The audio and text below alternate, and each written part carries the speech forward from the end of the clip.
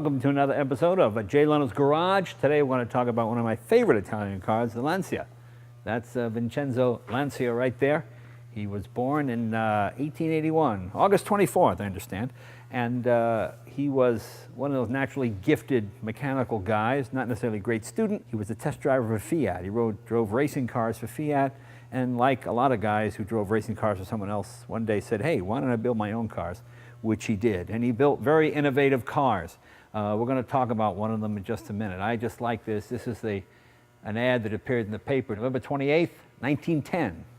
That was the year my dad was born. And he was Italian, and my dad was Italian. So there's a whole thing going on there. But that has nothing to do with it. I think Lancia was one of the most underrated automobiles. The car I'm going to show you now is the Lancia Aurelia. I think probably the greatest Lancia ever built. Certainly the greatest road-going Lancia ever built. Come on, let's take a look at it. This is the car here, 1958 Lancia Aurelia. I think this is one of the finest Italian sports cars ever built. I think the build quality and the design is actually superior to a lot of the Ferraris in the mid-50s. I mean, the Ferraris in the mid-50s, of course, had V12s and more powerful. This was the first car to have a V6 engine, the first car to be released with radial tires, rear transaxle, a beautiful gearbox. I'll show you pictures of that. When we took it apart, it was like opening the back of a watch. This car is so labor intensive to build. This car is about $5,400 in 1958. Now you realize that a Ford Thunderbird, our version of a sports car, with a V8, a 312, was only $3,100. You realize how expensive these were to build. And even at that price, they lost money because they were so labor intensive. It's a Pininfarina body.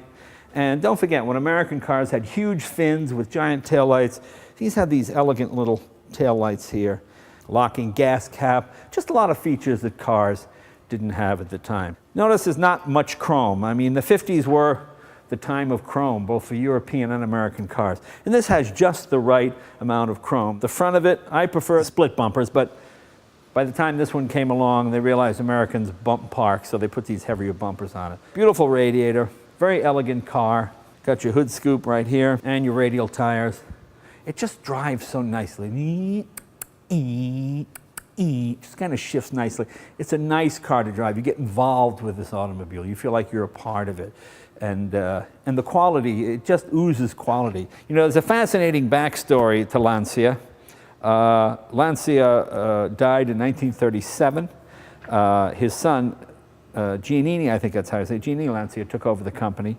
And what happened was, Italy, like most of Europe, was destroyed during the war. And the Marshall Plan came in, rebuilt Fiat, rebuilt Alfa Romeo. And what happened was, because Giannini tried to fight fascism and whatnot, he either joined or was friends with or assisted the Communist Party in defeating the fascists. So when the Marshall Plan came in and started handing out money to factories, they gave money to Fiat, they gave money to Alfa Romeo, and they said, communist, sorry, no money for Lancia. So Lancia had to make do with pre-war tooling and what was left of everything that had been bombed out. So they came in at a severe disadvantage to Alfa Romeo and Fiat, and I think at the time built a superior car. The real top-of-the-line model was the Spider. That had the wraparound windshield. It had no roof. It had no side glass. This was the B24 convertible America, for lack of a better term, made for the American market. You had roll-up windows, less attractive front bumpers, had a hard top. This hard top comes off. It's convertible, more comfortable seats, 4-speed gearbox. Wonderful, wonderful car to drive. It's amazing how nicely this car shifts. And you know, there's so much detail. This is a car that has not been restored. This is a car that's been kept up. When I got it, brakes were out of it, brakes were gone, gearbox was bad. We had to take the whole thing apart. Oh my God, very labor intensive, but so well made. It was a pleasure to work on. For example, when you open the hood, instead of having like a rod that you reach over and find the hole, you lift up, and that little catch, this is your windshield washer fluid. Why is it aluminum? It could have been plastic, but no, they made aluminum. Somebody hand welded it. You have your unique sliding pillar suspension. You pull this up to lubricate it, and that's what that does. Your brakes up there. This was the first production V6 engine. Although Howard Marmon built a V6 engine in 1905, it never actually went into production. So Lancia really gets credit for building the first V6. And what a sweet little motor it is, about 118 horsepower.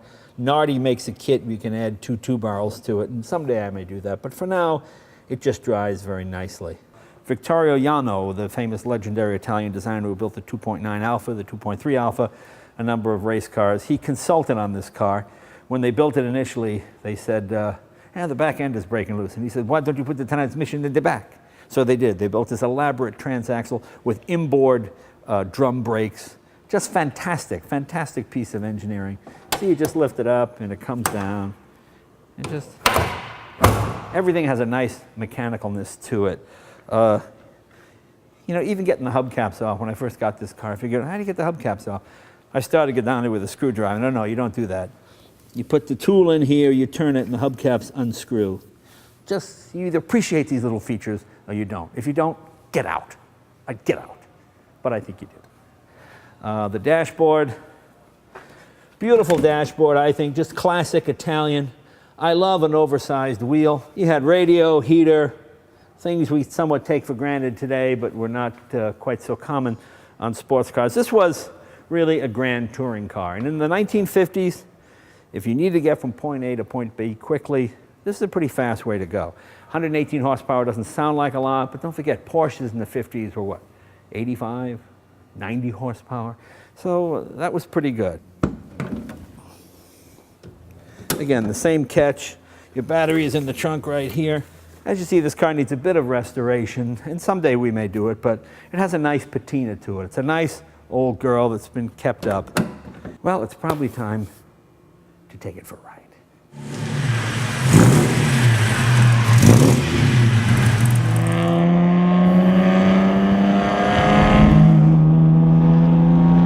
The reason this is the world's first V6, at least a production car, is that people didn't believe a V6 could be well balanced enough. But Lancia was able to do it, making it a 60-degree V6. It's like that. You'd almost think it was a four-cylinder if you didn't look right away. But almost every V6 is sort of based on this one. And they got it right the first time. It's a 2.5-liter engine. That's about 149 cubic inches, 118 horsepower. Whole car weighs about 2,600 pounds. So it's a nicely balanced package. Just such a clean shape, beautifully styled car, especially for the 50s when everything was outrageous. You know, I have a theory about this. When you look at the lines of this car, you see the curves because they were designed by a hand. You know, when you look at modern cars, a lot of knife edge design, which is also very nice, but you can see it was done on computer, it was done on machine. And that's why these cars in the 50s have that flowing motion, because they were designed by hand, by artists.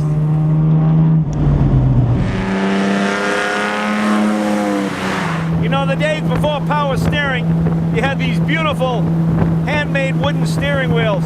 They were pretty large in size to kind of help you cope with the lack of power steering. If you like the isometric exercise of shifting, oh, this is the only way to go. I mean, the throw's probably a little long by modern standards, but there's such a satisfaction as it clicks in. Never a crunching, never a grating of gears. There's nothing as beautiful as the gearbox of this car.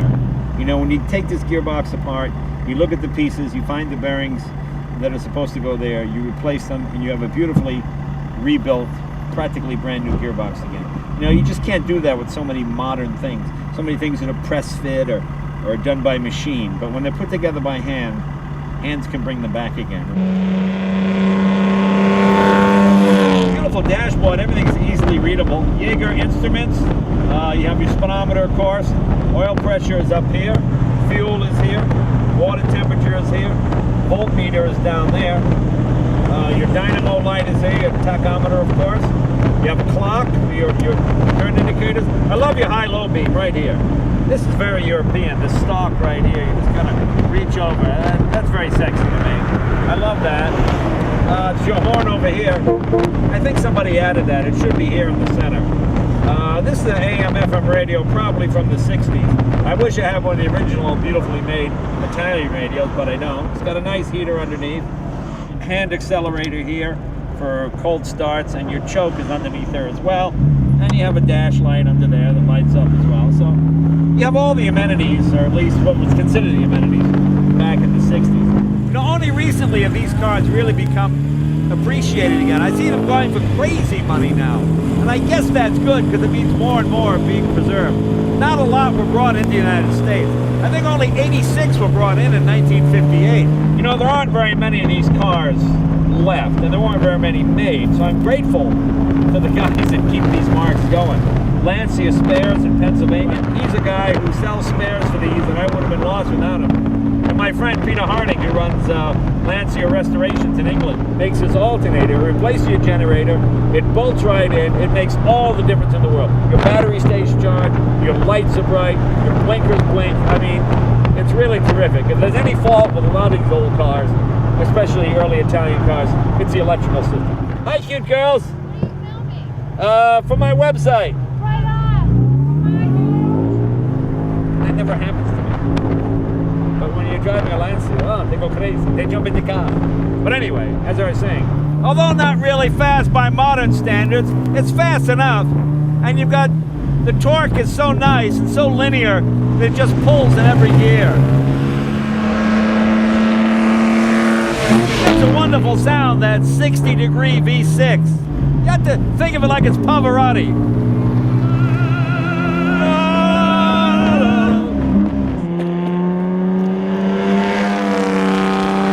But you put your foot in it, and it just goes.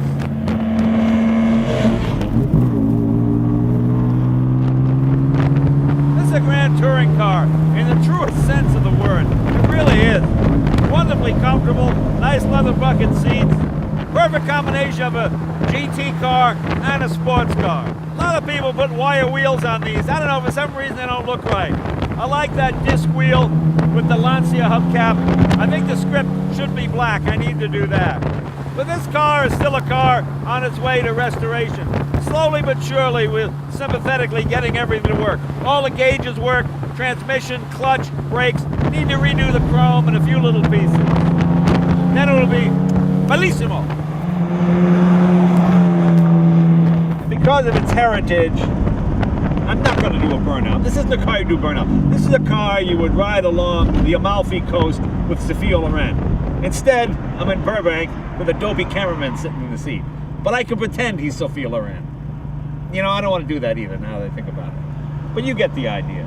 It's a very romantic automobile. When you watch all those movies from the 50s with Grace Kelly and all those kinds of people, they're always driving a Lancia Aurelia. This really was, I think, the car equal to, if not surpassing, some of the Ferraris of the period. Sure, the Ferraris were more exciting because they were about raw power and handling, but this had sophistication. This had detailing. Even in Italy now in this car would be, as I say, going on the Amalfi Coast, stopping at a little cafe, having some fantastic Italian dinner. Instead, we'll go back to the garage in Burbank, crack over a frozen pizza.